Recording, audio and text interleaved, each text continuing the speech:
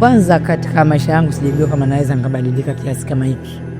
Kuweza kusomesha labda mtoto, labda kuweza kununua ng'ombe, maana ni vitu ambavyo nilikuwa sina, labda kuweza labda kuweka vitu vyangu ndani, vyakula vya kuweza kutumia kwa mwezi mzima, nikawa labda ninakula milo yote mitatu. Hicho kitu ilikuwa sitegemei, lakini Mwenyezi Mungu mwenyewe baada ya kuleta hili shirika ndio nikapata yale mafunzo mpaka nikajibadilisha. Kwa hiyo sasa ninajiona kama yani kwenye 100% na 99 kwenye maisha yangu.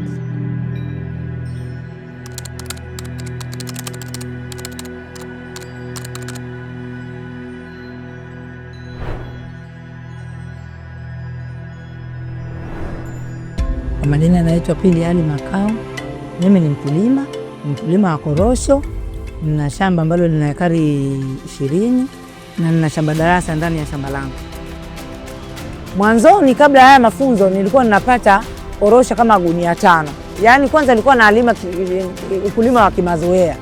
Ukulima wa kimazoea ni ule wa kukua wewe umelima au kulima utakwenda kuokota korosho zako unaleta, lakini baada ya kupata haya mafunzo nikawa sasa napalilia shamba langu lote, ninalibogolea ile mikorosho ambayo ilikuwa itakuwa imezama, mkorosho hauingii hewa, ikawa mikorosho inaingia hewa vizuri, mikorosho inazaa korosho bora, yale magonjwa pia yakawa yamepotea, manake mikorosho ilikuwa ina haya magonjwa.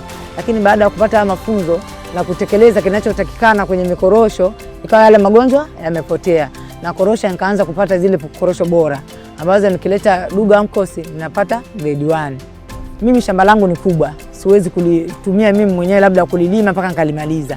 Lile shamba ninatumia vibarua. Kwa hiyo pia limekuwa ni wepesi kwangu kukopa hela huko kwenye kikundi kwenda kusafishiwa shamba langu.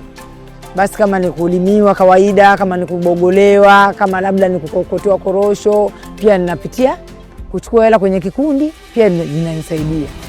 Mwanzoni nilikuwa siwezi kumpeleka mwanangu chuo kwa sababu ilikuwa hali yangu iko duni. Lakini baada ya kupata mafunzo na kuanza kuuza korosho zangu Duga Amcos, nilipata njia. Mwanangu wa mwisho nimempeleka chuo ambayo alikuwa linalipia kwa mwaka 3 milioni na nimeweza. Lakini nikirudi nyuma pia kwenye mradi wangu wa korosho ambao ninaoendesha kwenye shamba langu, pia nimejenga nyumba ambayo ina room 5 na sebule kubwa kutokana na kuuza korosho. Kwa maana hiyo pia kipato changu sasa kimebadilika na hali ya kifamilia pia imebadilika. Ninashukuru.